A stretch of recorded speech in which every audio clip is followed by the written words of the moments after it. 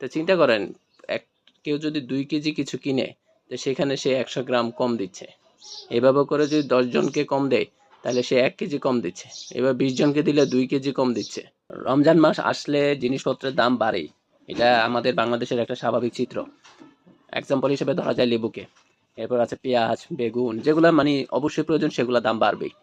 কিন্তু সম্প্রতি আরেকটা জিনিস দেখলাম, সেটা হচ্ছে যে যেসব ফল বিক্রেতা ওই ভ্যান গাড়িতে ফলমূল বিক্রি করে, অথবা দোকানের মতো করে বসাই ফলমূল বিক্রি করে, তাদের কাছে যে ঠোলাটা থাকে এটা একটু শক্ত হইতে হয়, কারণ এখানে আপেল কমলাগুলো তো একটু ওজন হয়।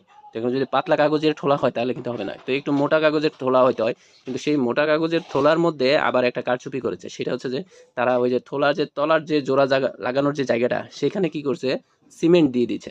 তো প্রতিটা প্যাকেটের যখন নিচে সিমেন্ট, এটা ভোক্তা অধিদপ্তর যখন ধরতে পারছে, এটা তো সিলগালার মতো করেই দিছে, আবার জরিমানাও করছে।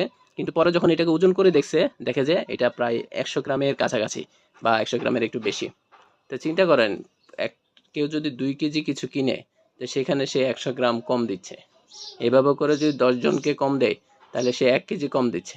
এবার 20 জনকে দিলে 2 কেজি কম দিচ্ছে। তাহলে 2 কেজির দাম তো 500-1000 টাকা হবে। তো সারাদিনে মানুষ যদি 500 বা 1000 টাকা ইনকাম করে, তার ফ্যামিলি চালানোর জন্য যথেষ্ট ইনকাম। তো সে তো এই ঠোলাটা দিয়েই তার একটা বাড়তি ইনকাম করে ফেলতেছে, যেটা কারচুপি বলে, অনৈতিক কাজ বলে। তো আপনারা যারা এই ভ্যান গাড়িগুলা থেকে বিশেষ করে শক্ত ঠোলার মধ্যে কিছু কিনবেন, অবশ্যই অবশ্যই শুধুমাত্র ঠোলাটাকে একটু ওজন করে দেখাবেন, বা দেখবেন যে এটা কতটুকু ওজন হয়, বা এটার নিচে আসলে আদৌ কিছু আছে কিনা।